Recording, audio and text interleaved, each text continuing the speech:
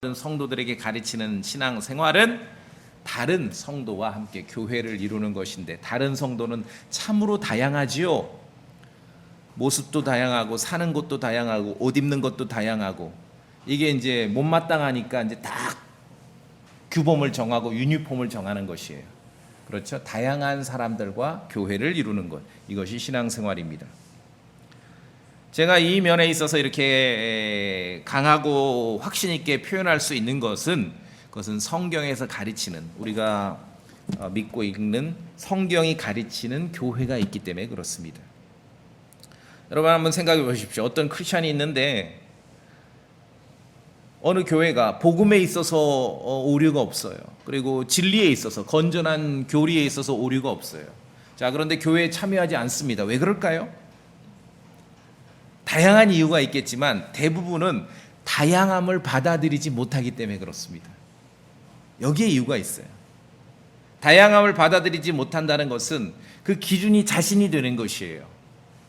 기준이 자신이 된다는 것은 다 자기와 같기를 바라는 것이에요. 내가 표준이기 때문에.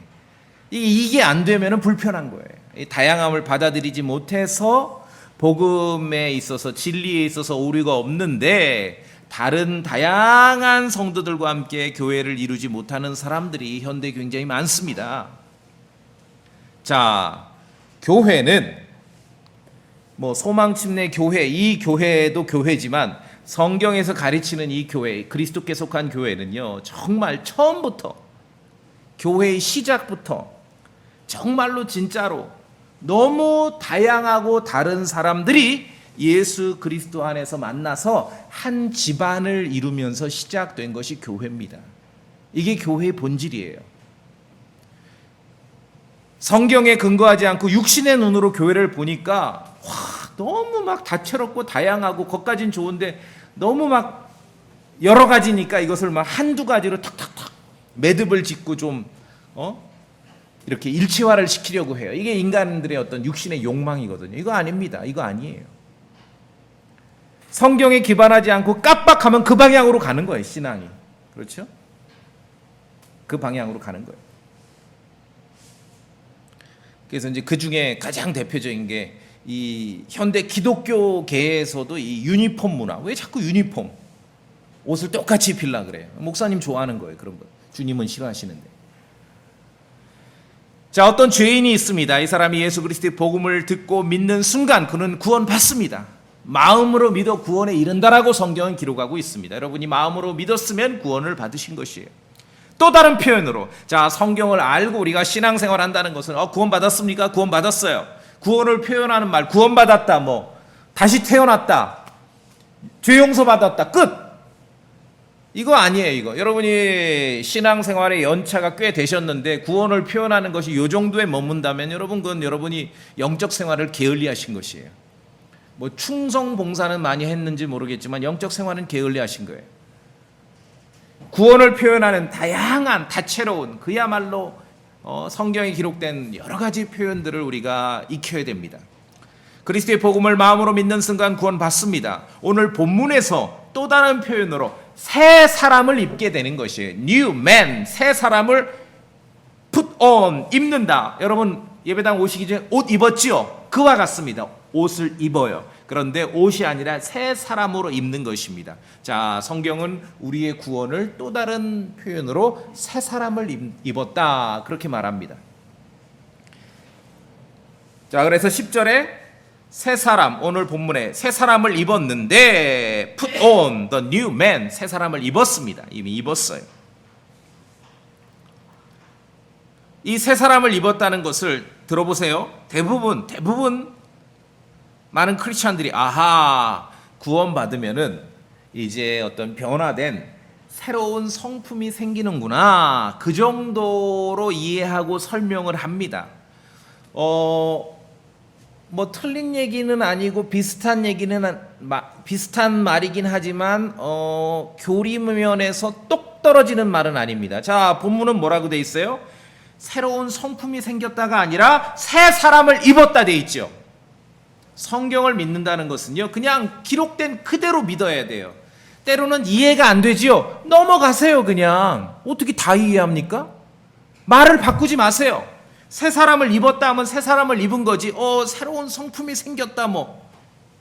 이게 그러면은 왜 비슷하고 뭐 틀린 말은 아닌 것 같지만 그렇게 말을 바꾸면은 뭐가 안 맞냐 하면은, 자 보세요.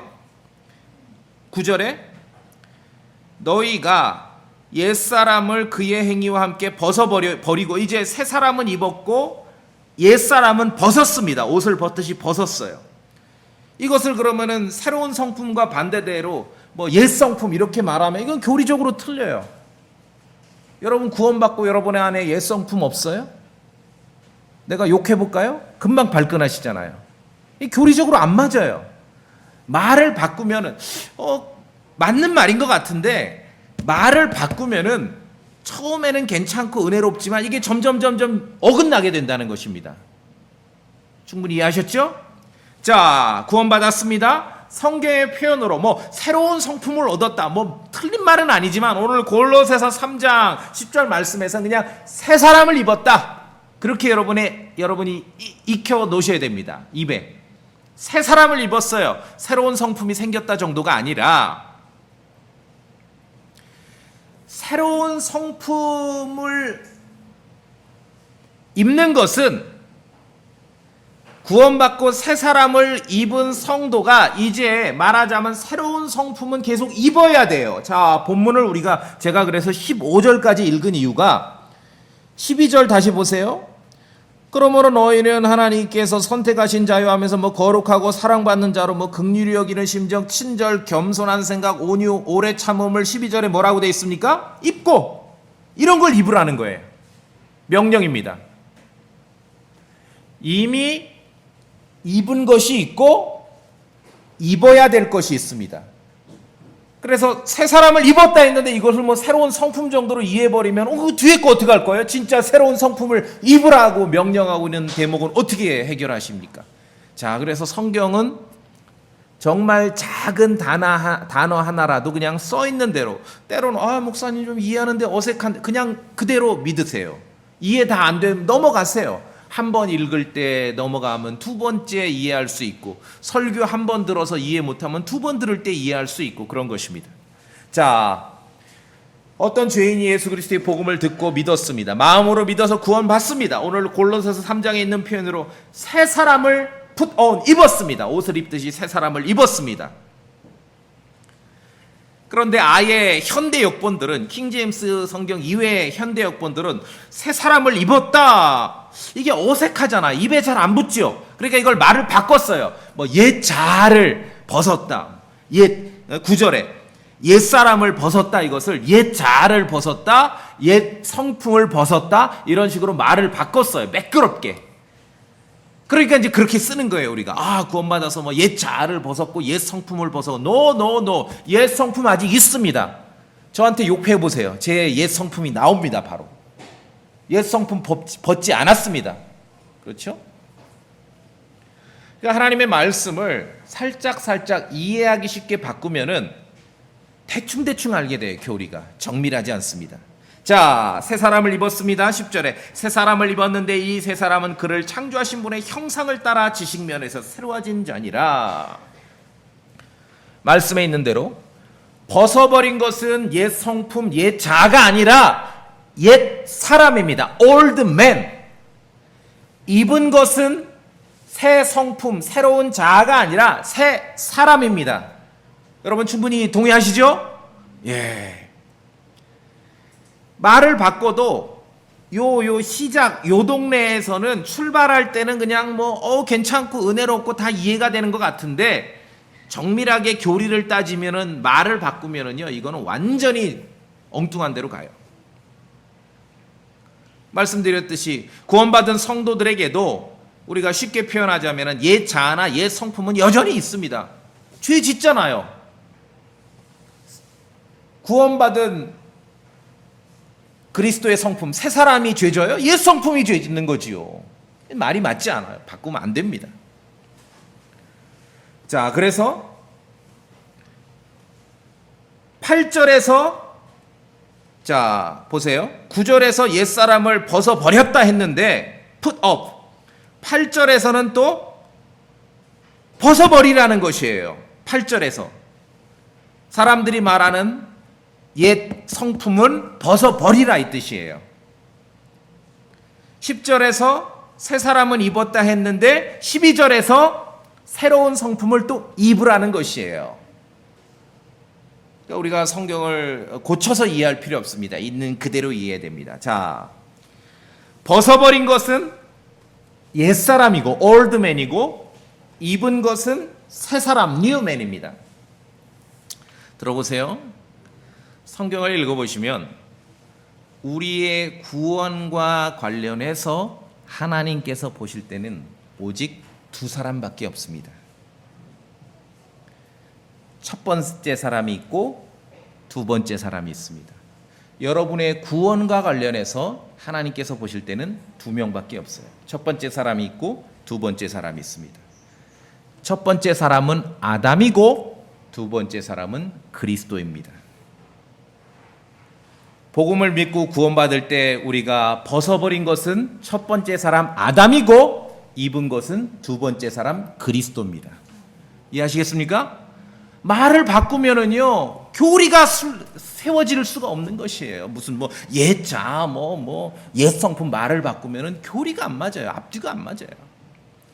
그래서 갈라디아서 3장에서는 아예 쉽게 구원받은 성도를 예수 그리스도로 옷 입었다라고 똑떨어지게 기록하고 있는 것입니다. 자, 갈라디아서 3장 한번 보시겠습니다. 갈라디아서 3장.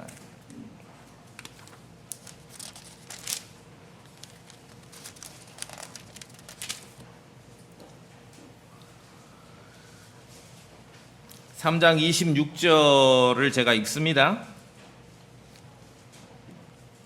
갈라디아서 3장 26절. 너희가 다 그리스도 예수님을 믿는 믿음에 의해 하나님의 아이들이 되었나니 우리를 두고 말하지요. 27절. 너희 중에서 그리스도 안으로 침례를 받은 자는 다 뭐라고 되어 있습니까? 그리스도로 옷 입었느니라. Put on. Have put on Christ. 갈라디아서 3장에서는 그리스도로 옷 입었다. 그것을 오늘 본문 골로새서 3장에서는 새 사람으로 옷 입었다라고 표현하는 것이에요. 이것을 무슨 새 성품, 새 자 이런 식으로 하면은 성경 교리를 만들어갈 수가 없습니다. 세워갈 수가 없습니다. 우리의 구원과 관련해서 성경에 가르치는 건 오직 두 사람밖에 없습니다. 첫 번째 사람이 있고 두 번째 사람이 있습니다. 첫 번째 사람은 아담이고요. 두 번째 사람은 그리스도입니다. 여러분이 구원받을 때 아담 안에 있다가 그리스도 안으로 옮겨진 것이에요. 이것이 구원입니다. 자, 그러면 벗어버린 건 옛사람이고 입은 건 새사람이다. 그러면 갈라디아서 3장이나 고린도전서와 우리가 비교해서 설명한다면 벗어버린 것 옛사람은 아담이고 입은 것은 그리스도구나. 성경을 통해서 이해하시겠죠? 예. 말을 바꾸면은요, 옛 자라니, 옛 성품이 이런 식으로 바꾸면은요, 성경 교리를 알 수가 없는 거예요. 거기서부터 눈이 가려버리는 거예요. 있는 그대로. 때로는 어색하고 이해 안 되는 대목도 있어요. 그러나 여러분이 성경이 하나님의 말씀이라고 믿는다면 그냥 써 있는 그대로 두세요. 아시겠지? 써 있는 그대로 두세요. 그래야 열립니다. 진리가 열려요. 벗어버린 것은 옛사람, 아담이고 구원받을 때 새로 입은 것은 새사람 예수 그리스도입니다. 아담 안에 있으면 모두가 죽게 되는 것이고 그리스도 안에 있으면 모두가 살게 되는 것입니다. 이것을 구원이라고 말하는 거죠. 그러니 구원을 구원받았다, 다시 태어났다, 죄 용서받았다, 끝 이렇게만 알면은 그렇게만 알아도 좋은데 그렇게만 평생 알고 멈추면은 위험해요. 갔다 가면 신천지로 가는 거예요. 아시겠습니까? 예. 자, 오늘 골로새 3장 본문에서 구원받은 성도들은 다 그리스도로 새 사람으로 옷 입었습니다. 우리는 다 예수 그리스도 안에 있는 것입니다. 옛 사람을 벗고 새 사람을 입었습니다. 아담 안에 있다가 그리스도 안으로 옮겨졌습니다. 아담 안에 있으면 모두 죽지만 예수 그리스도 안에 있으면 모두 살게 되는 것입니다. 구원받은 성도가 속한 새 사람에 대해서 new man, 새 사람, 이걸 다시 제가 걱정스러워서 말씀드리는 이걸 뭐 새 성품, 뭐 새 자 이렇게 바꾸면은요, 이건 성경이 가려져 버려요.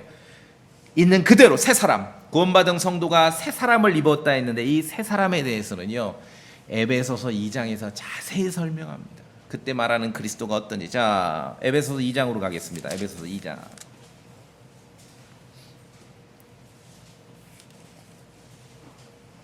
에베소서 2장. 제가 먼저 읽습니다.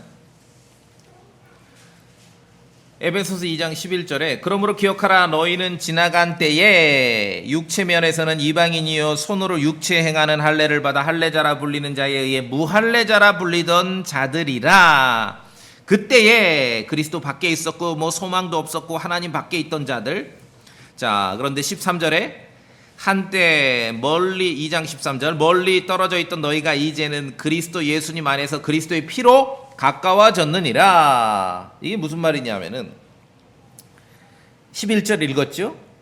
여기에 지금 에베소 2장의 주인공은 둘입니다.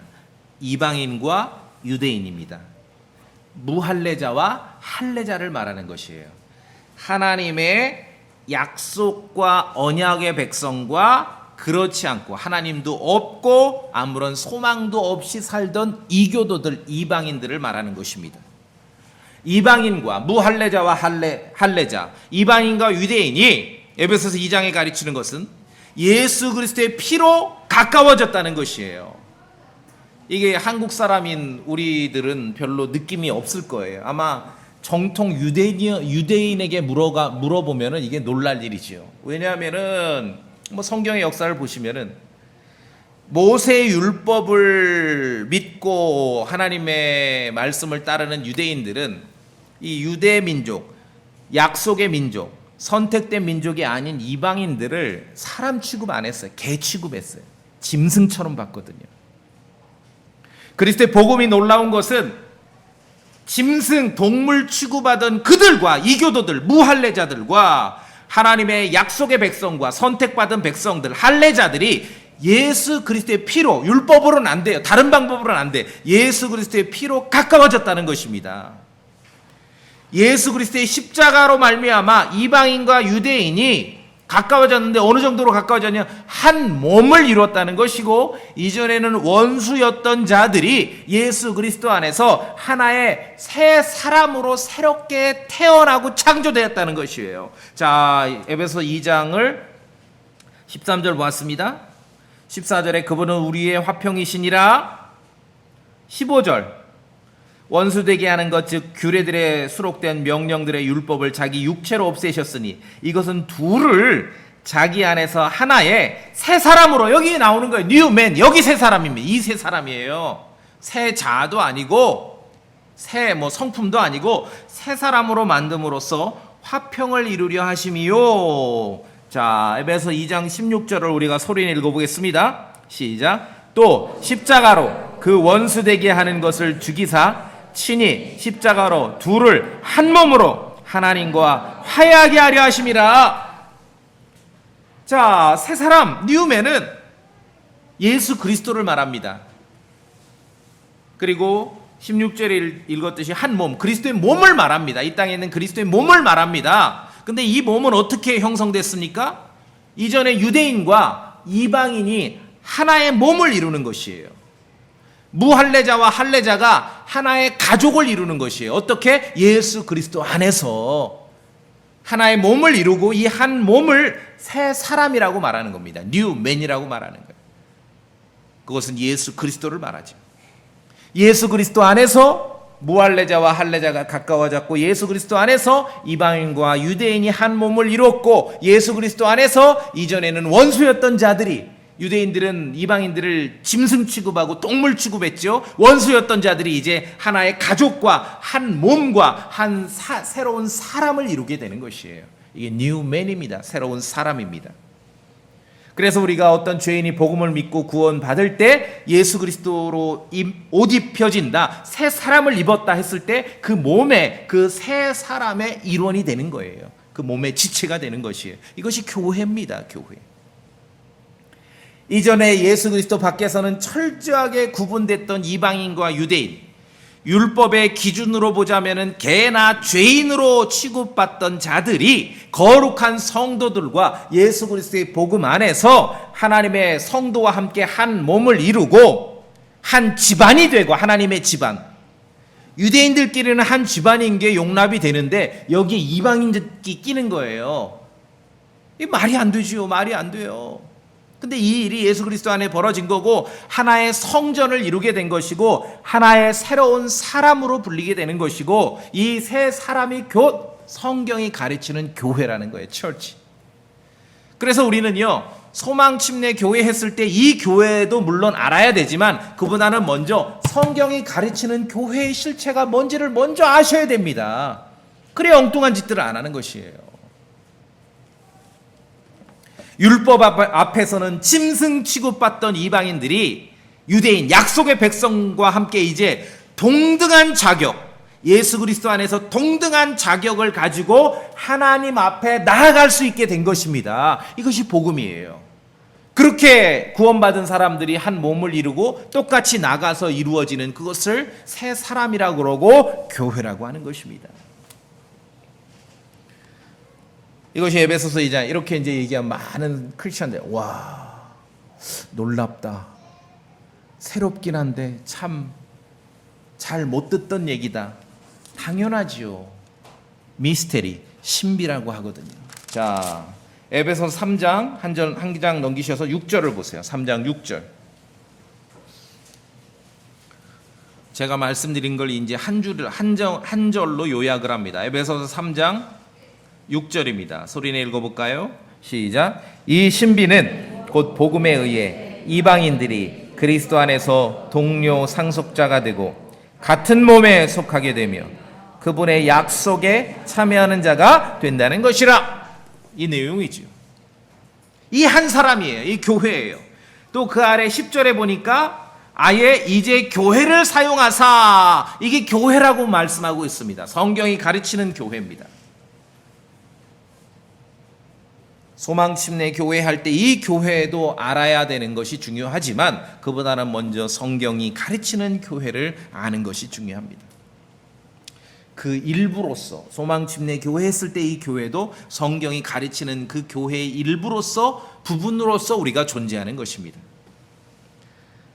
자, 옛사람, 첫 번째 사람 아담 안에 있다가 거기 있으면 다 죽어요. 다 죽어요.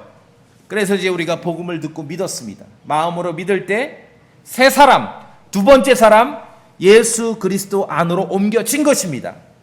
그 성도들, 저와 여러분을 말하죠. 그 성도들을 성경에서는 새로운 사람에 속했다 그러고 새로운 사람을 입었다 그러고 그 성도들을 교회라고 부르는 것이에요. 교회. 자, 그래서 성경이 가르치는 교회의 본질을 여기서 이해하셔야 됩니다. 여러분이 복음을 믿고 구원받았을 때 그리스도께 속하고 새로운 사람을 입게 되었고 한 몸에 속하고 교회의 지체가 되었는데, 성경이 가르치는 이 교회의 본질은, 속성은 시작부터 평화입니다.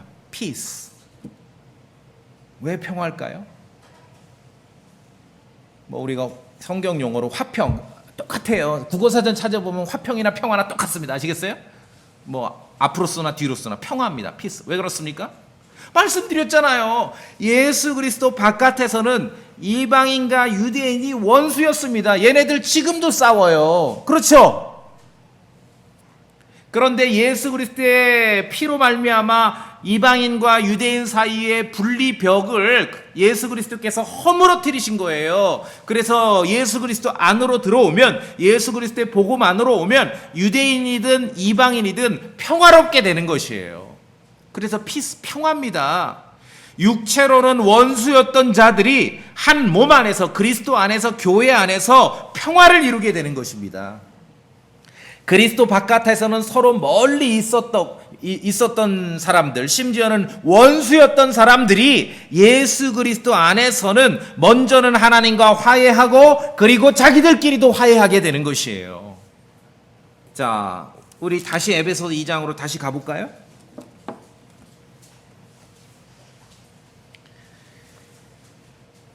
자, 그래서 다시 13절 보시면 한때 멀리 떨어져 있던 너희가 이제는 이방인과 유대인을 염두에 두셔야 됩니다. 그리스도 예수님 안에서 그리스도의 피로 가까워졌느니라. 이게 얼마나 대단한 사건입니까? 14절에 그분은 우리의 화평이시니라. 피스, 평화라는 거예요. 이방인과 유대인 사이에 평화를 가져오셨습니다. 15절 끝부분에 보시면은 이것은 둘을 자기 안에서 하나의 새 사람으로 만듦으로써 화평을 이루려 하심이라. 평화를 가져오신 것입니다. 교회의 본질, 성경에서 가르치는 교회의 본질적인 속성은 평화입니다. 평화. 시작부터 유대인과 이방인을 이거는 얘네들은 안 돼요. 수천 년 적으로 대하고 원수로 지냈기 때문에 도무지 안 돼. 방법이 없어. 그런데 오로지 예수 그리스도의 보배로운 피 안에서만 유대인과 이방인이 한 몸이 되고 화해할 수 있는 것이에요. 화해할 수 있어. 그래서 교회는 시작부터 평화예요. 평화. 화평. 오늘 본문으로 오시면은 자, 많은 그리스도인지 이제 성경을 읽을 때 보세요. 예를 들어 13절에 뭐 누가 누구와 다툴 일이 있거든 서로 참고 서로 용서하고 그리스도께서 너희를 용서하신 것 같이 뭐 그리하라. 굉장히 때로는 부담스럽죠. 서로 참고 서로 용서하고 주님도 참 몰라서 그렇지 저 친구가 어떤 사람인 줄 모르시니까 이런 말씀 써놓으신 것 같아. 그렇지 않아요. 다 아세요. 우리가 삶을 살아가면서 적으로 대하고 원수로 대할 만한 뭐 우리 주변에 뭐 반경, 여러분 한평생 살면서 뭐 얼마나 많이 알겠습니까? 일주일 살아가면서 몇백 명 만나세요? 고작 몇십 명 만나잖아요. 그 사람들과의 관계가 아무리 정말 멀어지고 인정할 수 없다 하더라도 성경에서 말하는 유대인과 이방인 사이 같지는 않다는 것이죠. 그 원수 같은 사이도 예수 그리스도의 보배로운 피로 말미암아 평화를 경험하게 된 것이에요. 이게 교회예요. 그러니까 서로 참고 서로 용서하되 이것을 막 명령으로 율법으로 하라고 그러면 못해요. 그러나 성경이 가르치는 바 교회의 본질적인 속성을 우리가 이해하게 된다면은 그다지 과한 요구가 아니라는 것을 아실 수 있게 되는 거죠. 그렇죠? 예. 그래서 다툼과 분열은 구원받은 성도들, 그리스도로 옷 입은 성도들, 이 교회에 속한 지체들에 있어서의 다툼과 분열은 본질적으로 이 속성상 맞지가 않아요. 교회는 평화거든요. 평화. 교회는 평화예요. 우리가 속한, 구원받아서 우리가 속한 한 몸인 이 교회의 속성은 평화고 화해입니다. 저는 그래서 우리 교회가 뭐 여타 많은 교회 목사들 만나보고 성도들 만나보면은 교회 가는 게 그렇게 평화롭지 않거든요. 맨날 뭐 다투고 아웅다웅하고 싫은 소리하고. 아니요, 교회가 평화를 누리는 것에 감사한 것입니다. 구원받은 성도는 그리스도 안에서, 교회 안에서, 자, 이 평화가 어떻게 이루어졌습니까?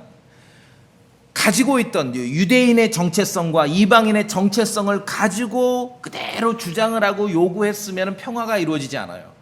그걸 주장한 게 아니라 예수 그리스도의 복음 안에서, 예수 그리스도의 피 안에서 한 집안과 교회를 이뤘기 때문에 평화가 온 거지요. 마찬가지입니다. 우리 구원받은 크리스찬들 성도들은 예수 그리스도 안에서, 교회 안에서 여러분이 타고난, 육신적으로 타고난 성품이나 특징이나 어떤 여러분의 어떤 독특한, 각자가 가지고 있는 독특한 면이나 세속적인 그런 특징들, 이런 것들을 계속 주장하고 그런 것을 앞세우면요, 평화는 유지될 수 없습니다. 예수 그리스도 안에서 그런 것들이 다 무효가 되고 오로지 그리스도의 은혜와 그리스도의 보배로운 피가 이렇게 드러날 때 평화가 유지되는 것입니다. 세속적이고 육신적인 특징, 세속적이고 육신적인 구분이 아니라 말씀드렸듯이 교회의 속성인 이런 세속적이고 육신적인 이런 특징이나 구분은 교회의 속성, 교회가 시작될 때부터 가졌던 교회의 속성, 이 평화 혹은 화해와 반대. 자, 이제 우리 본문 다시 봅시다. 10절 새 사람을 입었는데 새 사람은 예수 그리스도라고 말씀드렸습니다. 11절 제가 봅니다. 거기에는 예수 그리스도 안에, 교회 안에는 그리스인이나 유대인이 없고 할례자나 무할례자가 없으며 바바리인이나 스키타인이나 매인자나 자유로운 자가 없고 그리스도만이 모든 것이요 모든 것 안에 계시느니라. 교회의 평화가 어떻게 유지됩니까? 세속적이고 육신적인 특징이나 구분을 주장하지 않는 것이에요. 그런 것으로 사람을 나누지 않는 것이에요. 그리스인이나 유대인이 없어요. 뭐 할례 받았는지 안 받았는지, 이전에 뭐 어떤 종교 생활하고 어떤 교회 다녔는지 그게 중요한 게 아니에요. 지금 현재가 중요해요. 바바리인이나 스키타인이 없어요. 뭐 그 로마에서 가까이 있는 야만이든지 멀리 있는 야만이든지 그런 상관없다는 거예요. 오로지 예수 그리스도 안에서. 그리스도께 속한 교회는 처음부터 세상에서 전혀 다른 경험과 세상에서 전혀 다른 배경을 가진 사람들이 그냥 놔두면 서로 멱살 잡고, 아니요, 멱살 잡다가 칼부림까지 날 만한 사람들, 유대인이나 이방인, 이 두 부류들, 처음부터 이런 사람들을 예수 그리스도의 보배로운 피로 평화를 가져오며 시작한 것이 그리스도께 속한 교회라는 것입니다. 이것이 성경이 가르치는 교회예요. 언어의 민족의 구분이 없고 종교적 배경의 구분, 그런 의미 없습니다. 말씀드렸듯이 문명화된 이교도냐 덜 문명화된 이교도냐 이런 구분 없어요. 세상에서의 지위나 직업의 구분이 의미 없습니다. 매인자나 자유로운 자도 없고, 고대 로마 시민권자든 노예든 예수 그리스도 안에서, 교회 안에서는 똑같은 형제였습니다. 세상의 지위나 직업의 구분이 없습니다. 오로지 예수 그리스도 안에서 그리스도의 보배로운 피로 복음 안에서만 만난 것이죠. 한 새 사람을 입었는데 아담 안에 있던 그런 아담 안에서는 다 죽는데, 다 죽을 때의 특징이 온갖 것으로 구분하는 거예요. 다 다르지 않습니까? 그렇죠? 사는 동네로 구분하면은요, 우리 교회 다음 주면 쫑날 수 있어요. 육신의 것들은요, 아무리 좋아도 그걸로 나누면은요, 그냥 끝나는 겁니다. 교회는 예수 그리스도 안에서 한 몸이 되는 것이고 한 가족이 되는 것이에요. 그렇기 때문에 시작부터 교회가 어떻게 시작했는지 아시겠죠? 그냥 한 군데 모아놓으면 칼부림 날 만한 사람들이 예수 그리스도의 복음 안에서 한 몸이 되고 지체가 된 것이에요. 이 놀라운 평화, 이보다 더한 평화가 어디 있습니까? 그래서 세계 평화를 진짜 이루려면 그리스도의 복음밖에 없는 것이에요. 협상으로 되는 게 아닙니다. 따라서 여러분이 이제 우리 교회도 성경이 가르치는 그 교회의 부분집합이죠. 교회에서 신앙생활하고 다른 성도들과 만나는데 다양하지 않습니까? 이 다양하다는 것은 가로 열고 내 스타일과 입맛에 안 맞을 수도 있어요. 그렇죠? 예. 그런 속에서 신앙생활 하실 때 제가 권면드리면은 예수 그리스도 안에 있는 성도들을 만날 때 세속적 기준, 육신적 기준으로 자꾸 알려고 하지 마세요. 그것은 분열을 일으키는 것이고, 그것은 사람을 나누게 만드는 것이고, 그것은 평화에서 멀어지게 하는 것입니다. 우리의 일치점은 예수 그리스도의 복음이고, 우리의 일치점은 하나님의 말씀인 것이죠. 여러분 동의하시죠? 그럴 때 일치가 되는 것이에요. 세상에 있는 인간, 육신의 관점은요, 끊임없이 사람들, 성도들마저 구분합니다. 뭐 오늘 성경에도 있지만 크게는 국가로 구분하고 민족으로 구분하고, 지금은 큰 교회 아닌 경우도 있지만 제 예전 그냥 30년 전 경험이라고 알아놓으세요. 30년 전 미국의 독립 침례 교회는요, 킹제임스 성경을 믿는 독립 침례 교회는요, 백인 침례 교회, 흑인 침례 교회 따로 있었습니다. 국가로 구분하고 민족으로 구분하고 인종으로 구분하고 종교로 구분하고 신체 상태로 구분하고 신분과 지위로 구분하고 직업으로 구분하고 교육 수준으로 구분하고 남성과 여성으로 성별로 구분하고 나이로 구분하고, 그리스도 바깥에서는요 온통 구분되는 것이에요. 자, 우리가 육신을 가지고 그런 사람들이 온통 온 세상에 그렇게 구분하며 사는 사람들이 이제 믿음으로 성도로 만났을 때는 그것을 그 모든 육신적이고 세속적 구분하는 걸 잠시 일시정지, 아시죠? 일시정지하고 만나는 것이에요. 예수 그리스도 안에서 만나는 것입니다. 교회 바깥에서는 당연한 구분이 교회에서는요 너무 어색해야 돼요. 교회 바깥에서 당연한 구분을 교회 안에서까지 하게 되면은요 칼부림 난다니까요. 유대인하고 이방인을 같이 묶어놔 보세요. 그냥 난리 나죠, 난리 나. 한쪽은 사람이라 그러는데 한쪽은 개라 그러고 이게 정상적으로 진행이 되겠습니까? 온통 그러한 세상에서 오직 예수 그리스도의 진리 안에서만 교회 안에 있는 성도들만이 성경을 기준으로 해서 세속적이고 육신적인 구분이 아니라 그런 걸로 사람을 구분하지 않고 오로지 말씀에 있는 대로 예수 그리스도 안에서 그냥 예수 그리스도의 보배로운 피를 가지고만 판단하는 것이에요. 구원받은 성도라. 교회는 성도 이외에 다른 구분은 없습니다. 아시겠습니까? 여러분 이거 잘 동의하셔야 돼요. 정말 제가 말씀을 묵상하면서 정말 과하게 얘기하면은 성도들에게 11조 강조해서 삥 뜯는 목사들이 만들어 놓은 그런 기독교 문화에 여러분 편승해서 흘러가지 마세요. 세속적이고 육신적인 구분으로 교회 이루는 거 아닙니다. 불가피하게 뭘 할 때도 있지만 정말 성도들은 가능한 한 구분 안 하고 나누지 않는 것이 그것이 복음적인 것이에요.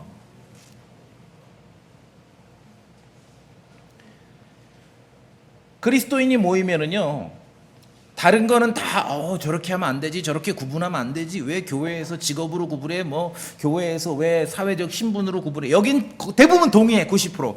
근데 그리스도인들이 모이면은 다 나이로는 구분해. 나이로 구분하는 것이 불변의 진리처럼 받아들여지고 있어요. 제가 하나만 도전합니다. 여러분 갓 20살 먹은 학생이 있는데 60살 넘은 여러분보다 20살 갓 먹은 학생이 영적으로 어리고 미숙하다라고 여러분 장담하실 수 있어요? 여러분이 60살 먹었다고 20살짜리보다 영적으로 성숙했다라고 자부할 수 있습니까? 복음적으로 보면은 육신의 나이는 영적인 그러한 성숙과 나이와 무관할 수 있지 않습니까? 그렇죠? 70 먹었는데 지난주 구원받을 수 있지 않습니까? 잠깐만 생각하면은 맞지 않아요, 앞뒤가. 그런데 온 천지가 크리스찬들을 나이로 구분해요. 동의 못해요. 동의할 수 없습니다. 저는 우리 교회에서 7살짜리가 영적으로 성숙하는 그 모습을 봤어요. 어떻게 하는가? 말이 달라요, 말이. 설교를 듣고 말을 하는 거, 7살짜리도 영적으로 성장하는구나. 제가 그걸 느꼈어요. 그래서 신앙, 믿음, 여러분이 진짜 믿음 생활한다면은, 그리스도 안에 교회 생활을 한다면은 성도는요 겉모습이 아니라 속사람, 새 사람을 입었다 했지 않습니까? 그 관점으로 바라보셔야 되는 것이에요. 교회는요 물론 가족이 올 수 있고 친척이 올 수 있어요. 그런데 제가 말씀드립니다. 교회에 와서는 언니 동생 만나는 시간 아닙니다. 교회는 예수 그리스도 안에서 성도와 만나는 것이에요. 교회는요 물론 사장님과 직장이 같이 나올 수 있어요. 그러나 교회는 사장님하고 직원이 만나는 시간이 아니에요. 교회는 예수 그리스도 안에서 성도가 만나는 시간이에요. 교회는요 학교 선생님하고 학생하고 같이 나올 수 있어요. 그러나 예수 그리스도 안에서 교회는요 교사와 학생이 만나는 시간이 아니라 예수 그리스도 안에서 성도가 만나는 시간인 것이에요. 그게 교회입니다. 성경이 가르치는 교회를 우리가 묵상하고 추구해야 하지 않겠습니까? 그렇죠? 이것이 옛사람 아담을 벗어버리고 새사람 예수 그리스도를 입은 성도들, 구원받은 성도들이 추구해야 될 신앙 방향인 것이에요. 신앙 방향인 것입니다. 구분하고 나누면 다투고 분열합니다. 이 인간의 구분하고 나누는 것은요 진실이냐 거짓보다는요 되게 기준이 나와 비슷하냐 내가 좋아하냐 이게 기준이 돼요. 내가 좋아하는 거에 가까이 있으면 오라 그 사람 괜찮은 거예요. 나와 비슷하면 옳은 거예요. 그렇게 하면 안 되지요.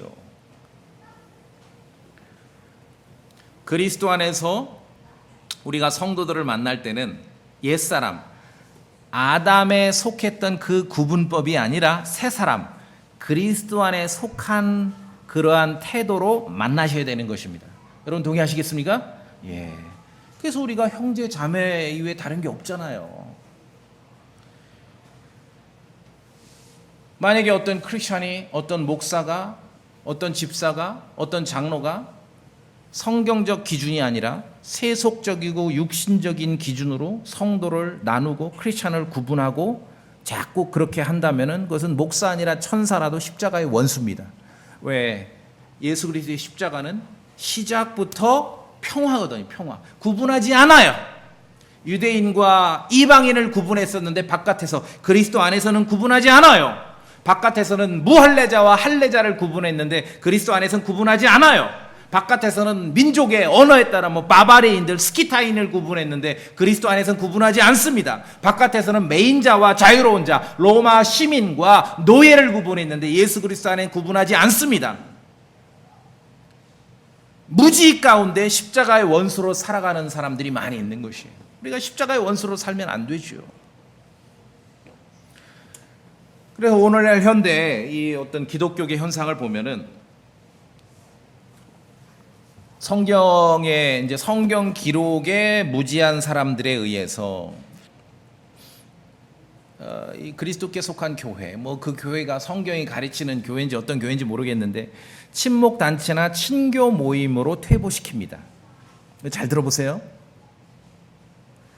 우리 교회에 스스로 오신 분들 중에서 좀 과하게 표현하면 여러분하고 친교하려고 오신 분 단 한 분도 없습니다. 우리 교회에 자발적으로 참석하는 분들 중에서 바깥에서 기독교에 있었건 원불교에 있었건 카톨릭에 있었건 바깥 생활에서 친교가 부족해서 소망 침례교에 오신 분 단 한 분도 없습니다. 즉 무슨 말이냐? 첫 번째 목적이 사람 만나러 온 게 아니라는 것이에요. 사람도 만나야 하지만 순서가 중요합니다. 먼저는 성경과 친교하셔야 됩니다. 먼저는 주님과 친교하셔야 돼요. 순서가 뒤바뀌면 안 됩니다. 먼저는 여러분이 주님과 친교하시고 성경과 친교하시고 킹제임스 성경과 친교하셔야 됩니다.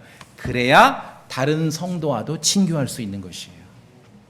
순서가 바뀌면은요, 이게 시간 낭비하게 됩니다. 주님과 먼저 친해지셔야 됩니다. 성경과 먼저 친해지셔야 됩니다.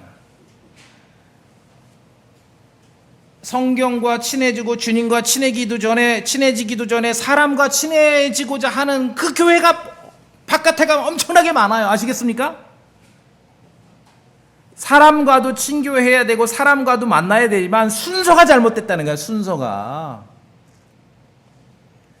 자발적으로 교회에 참여하는 분 중에 저하고 심층 인터뷰하고 교회에 오신 분 하나도 없어요. 목사님 인격이 훌륭해서 이 교회에 오신 분 단 한 분도 없죠. 말씀과 좀 친해지려고 오신 거예요. 그렇죠? 그리스도와 친해지려고 오신 거예요. 순서가 잘못되면 안 되는 것입니다. 제 말은 사람과 다른 성도와 친교하지 말라는 말이 아니라 순서가 중요하다는 겁니다. 순서. 온 천지의 교회가 그냥 성경 대강 덮어놓고 설교 잠깐 하고 오로지 사람과 친교하는 일에 강조점을 두고 있다면 우리는 달라요. 우리는 그게 아니에요. 우리는 먼저 하나님 말씀과 친교하고 예수 그리스도와 친교해야 됩니다. 그렇게 되면은 다른 성도와 저절로 친교하게 되는 것이에요. 말씀과 친해지지 않으면서 사람과 친해지려면은 걸림돌이 많아. 그럼 뭐 해야 돼? 일단은 같은 거부터 찾아야 돼. 자꾸 세상 동창회나 친목회처럼 그렇게 만나는 것이에요. 자, 먼저는 새 사람을 입었음을 여러분이 아셔야 됩니다. 옛사람 아담에 속한 기준으로 우리가 성도들 교회를 분석하고 판단해서는 안 됩니다. 아시겠습니까? 요한일서 1장 7절 말씀에 들어보세요. 그분께서 빛 가운데 계신 것 같이, 그리스도입니다. 그분께서 빛 가운데 계신 것 같이 만일 우리가 빛 가운데 걸으면 자, 그리스도께서 빛 가운데 계신 것 같이 만일 우리가 빛 가운데 걸으면 그 다음에 어떻게 되는가? 우리가 서로 교제하고, 여러분이 먼저 예수 그리스도의 빛 가운데 스스로 걷게 되면은 예수 그리스도의 빛 가운데 걷는 다른 성도들과 교제가 이루어지는 것이에요. 이 현대의 많은 기독교인들이 자기가 그리스도 안에 빛 가운데 걷지는 않으면서 사람들과의 친교와 교제를 먼저 추구하는 거예요. 그러니까 친목단체와 친교회처럼 세상 조직과 다를 바가 없이 바뀌어버린 것이죠. 교회에서의 성도의 친교는 이렇게 이루어지는 겁니다.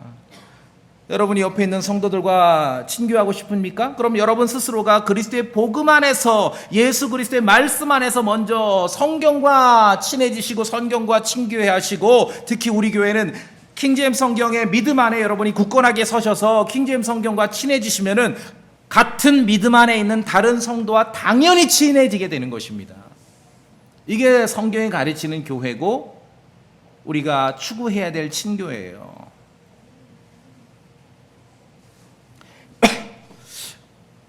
이제 그런 고민을 할 때가 있어. 형제님, 다른 성도와 좀 이렇게 친교가 잘 안 되는 것 같은데, 그렇게 이제 물으면 그거는요, 어디에서 사는지 아니면 뭐에서 먹고 사는지 몰라서 친교 안 되는 게 아니에요.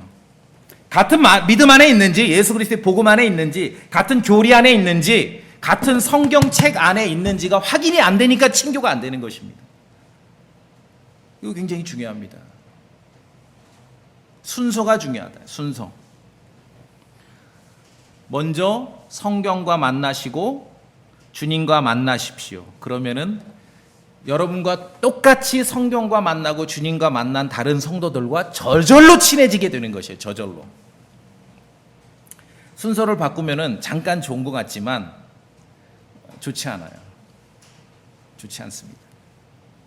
자, 원수였던 이방인과 유대인이 있었는데 각자 예수 그리스도의 복음을 믿을 때 각자 그리스도 안에서 먼저는 하나님과 화해하게 되었고, 그리고 이전에는 원수였던 자들과도 화해하고 평화를 경험하게 된 것입니다.